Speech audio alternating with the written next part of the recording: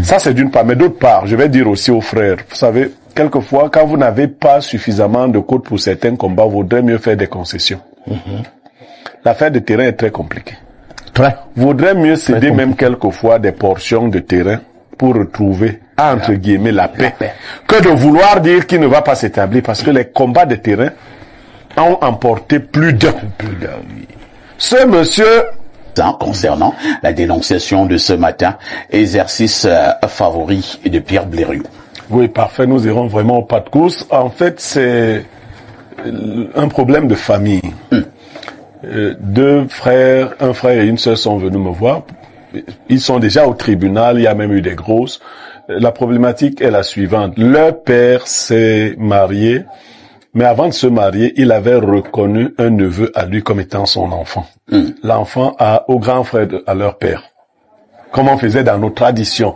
Leur père, lui, travaillait en ville et il a pris son neveu, il a dit, c'est mon enfant. Ça, c'était avant qu'il ne se marie. Ensuite, il s'est marié et il a eu des enfants. Sauf que, par la suite, le dit neveu a estimé qu'il n'était plus l'enfant de ce monsieur.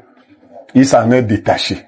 Il est allé vivre sa vie, il a retrouvé son père et tout le reste. À la mort de son père adoptif, il n'a pas été présent aux obsèques et tout le reste. Il y a eu jugement d'hérédité et les enfants ont fait le jugement d'hérédité. Sauf que lui, il arrive après et il dit, je suis l'un des enfants de ce monsieur, je veux ma part. Les enfants lui disent que non, de toi, nous, on sait que tu n'es pas son enfant. Tu étais son neveu, il t'a adopté. Du point de vue de la loi, l'adoption, faut le dire, selon le jugement qui a été fait, n'a pas respecté. Comme nous ne respections pas souvent, ici reconnaissait l'enfant de tel au village là-bas, mais il y a des canons pour reconnaître un enfant. Oui. Donc son adoption a été remise en question, mais il a décidé de passer en force. Il menace de tuer ses frères si on ne lui donne pas du terrain, si on ne... Ses cousins. Bon. Et donc, la famille est venue me voir. On dit que lui-même est un fidèle téléspectateur d'Espace Miné pour qu'on essaye de leur donner nos points de vue sur la question. Bon, une ou deux préoccupations avant de passer la parole à Lucien. Le garçon en question, sur le plan social, est-ce qu'il est un peu aisé? Est-ce que il est moyen? Il travaille, il a un emploi? Oui, il mange. Il est comme le Longa, il mange. Il mange. Quand il voit la nourriture. Je ne veux pas savoir. J'ai voulu te mettre au niveau de la catégorie. Est-ce qu'il a un emploi? Bon, il mange. Ça veut dire que sa vie n'est pas aisée. Si on l'invite quelque part, il y a le renard et tout ça, il mange. Et le tarot. Bon, Lucien Bitima, vous avez suivi cette dénonciation. Entre-temps, deuxième question. Hein. Ouais. Est-ce qu'il y a un acte de naissance qui a été établi au niveau de la place du père, on met le nom? Oui. Donc il y a un acte de naissance. Oui, l'acte de naissance, je vous ai précisé, a été établi, mais la justice a révoqué cet acte de naissance, disant que l'adoption, parce qu'en fait, vous n'adoptez pas par vous-même. Il faut peut-être préciser. Si l'enfant naît et que vous voulez l'adopter, vous ne partez pas vous-même devant un maire et vous dites j'en suis le père et telle en est la mère. Et autre chose, le nom de la maman qui était fixé sur l'acte de naissance comme mère est une femme qui n'a donc jamais eu de rapport avec le nom du père. Argument que les autres enfants avaient présenté au tribunal. C'est-à-dire que Aïssé adopte un enfant et dont la mère est Fifi. Vous comprenez? On se comprend. Voilà. Rodrigue Adalbert Evina, est-ce que nous n'allons pas nous dire que au fond c'est un problème de sorcellerie? Oui.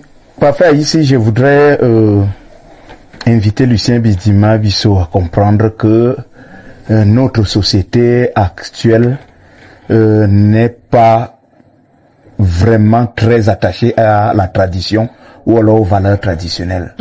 Parce que il peut être d'accord avec moi que les terrains n'étaient pas ce qu'ils sont aujourd'hui. Pas du tout, parce qu'il n'y avait pas de l'argent. La valeur marchande, financière et autres, on n'en parlait pas.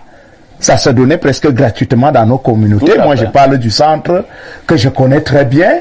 Un kidam pouvait venir, je ne sais, de n'importe quel endroit du monde, arriver là, et puis on lui donnait une parcelle comme ça. On dit, bon, prends ici, voilà, à la rivière. Jusqu'à tel niveau, installe-toi avec ta famille et c'était tranquille. Donc, aujourd'hui, ces guerres et guerres, c'est justement la valeur ou alors l'importance que revêt aujourd'hui le terrain. Ça, c'est au premier niveau et je pense que ce problème-là, il faut le prendre vraiment avec force au plan du droit. Parce que s'il est vrai que la reconnaissance ou l'adoption d'un enfant est réglementée et que cela n'avait pas été respecté, je pense qu'il est très très important de veiller à ce que les ayants droit... Peut-être c'est Dieu même qui avait voulu que la procédure ne soit pas respectée. Bien entendu, il faut veiller à ce que les ayants droit ne soient pas inquiétés, ne soient pas perturbés, harcelés ou persécutés par ce monsieur-là. Et maintenant, s'agissant du caractère spirituel ou mystique, je voudrais vous dire, monsieur Parfait, ici, que la terre est fortement liée au mysticisme. Ça, c'est la base. Vous allez voir pour ceux qui sont dans le secteur de l'immobilier, pour ceux qui s'intéressent aux ventes des terrains, immatriculation des terrains, lotissement et autres, je vous assure, vous lancez un dossier là. Tout se passe bien au début, mais un seul petit obstacle comme ça renverse la dynamique justement de la concrétisation de l'affaire. Donc, il est clair que dans cette affaire, la sorcellerie y est. Ça c'est clair, mais je pense que ceux qui sont des ayants droit doivent prendre très au sérieux tous ces aspects qui peuvent être mystiques, qui peuvent être spirituels, et maintenant, au plan du droit, ils doivent vraiment mettre les pieds solidement au sol pour écarter le facteur nuisible qu'est ce neveu. Et je vous assure que dans des familles, la plupart du temps, même lors des transactions au niveau de l'immobilier et tout, quand vous entendez que l'opposition arrive, l'opposition généralement vient de ce genre de personnes. Parce que imaginez que ça avait été soit la vente d'un terrain ou je ne sais pas trop l'achat ou quoi, ce gars arrive dans un dossier comme celui-là, il arrive au cadastre, il fait opposition et vous attendez d'abord. Parce qu'il se revendique comme étant un ayant droit.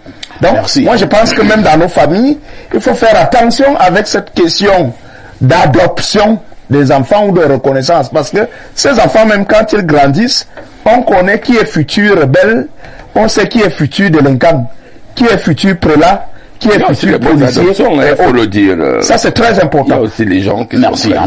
Alors, Pierre Blériot-Yémé, qu'est-ce que nous ne devons pas nous appesantir un peu plus sur un aspect qu'a évoqué tout à l'heure Lucien, et vous avez acquiescé, c'est-à-dire il y a une bonne partie du village, j'ai peur de dire une bonne partie corrompue du village, qui ne soutient pas les véritables ayants droit. C'est-à-dire, habituellement, le village connaît la vérité, Pierre Blériot. Oui. Habituellement, le village connaît la chef vérité. Traditionnel. Mais selon un certain nombre de paramètres, ou bien d'intérêts, ou d'enjeux, qui peuvent être des enjeux visibles, et même invisible, le village est contre les véritables ayants droit. Est-ce que l'occasion ne nous est pas donnée pour sensibiliser un peu ces mauvaises personnes qui existent dans nos villages et qui sont là pour des faux témoignages? Non, vous n'allez pas les sensibiliser. Dima vous a dit, si des gens appartiennent à des confréries, ils vont se soutenir en confrérie. Bien entendu. Quand votre cousin est sorcier et il va avec eux, ils vont se dresser contre vous. C'est eux qui viennent mettre... Alors, il faut faire attention, il y a de bonnes adoptions, mais c'est l'enfant même, qu'il y ait des papiers ou pas, c'est l'enfant adoptif qui montre qu'il est rattaché à son père adoptif. Oui. Par son comportement. Oui. Et l'héritage de l'enfant adoptif se tisse le jour de la mort de son père. C'est par ses actes que tout le monde comprend. Mais on vous a dit ici que le gars n'était même pas au deuil de son père. Maintenant, il est là pour l'héritage. Ça, c'est d'une part. Mais d'autre part, je vais dire aussi aux frères, vous savez, quelquefois, quand vous n'avez pas suffisamment de côtes pour certains combats, il vaudrait mieux faire des concessions. L'affaire de terrain est très compliquée. Vaudrait mieux céder même quelquefois des portions de terrain pour retrouver, entre guillemets, la paix, que de vouloir dire qu'il ne va pas s'établir, parce que les combats de terrain ont emporté plus d'un. Ce monsieur est plus fort que ses cousins, je dois vous dire, dans ces affaires-là.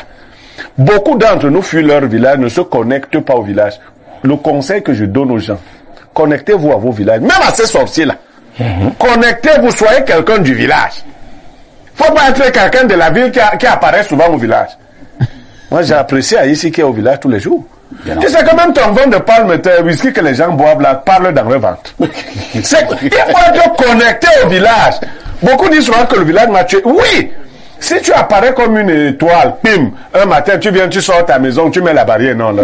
Là, il va dire que tu ne vas pas dormir. Le type, si on va le manger.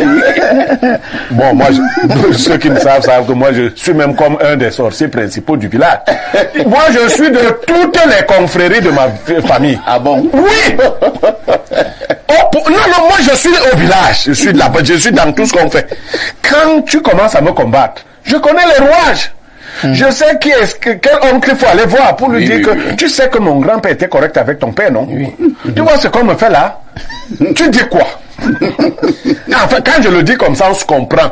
Bidima est un gars du village. Il faut savoir comment marcher au village. Bien entendu. Il faut pas rester là, les combats se passent là-bas. Toi, tu es au tribunal à Ezeka. Non! Le tribunal, le vrai, c'est au village. Ce qui se passe à Ezeka là, c'est pas grand-chose. Tu peux gagner à Ezeka, tu n'arrives pas à Boumiebel.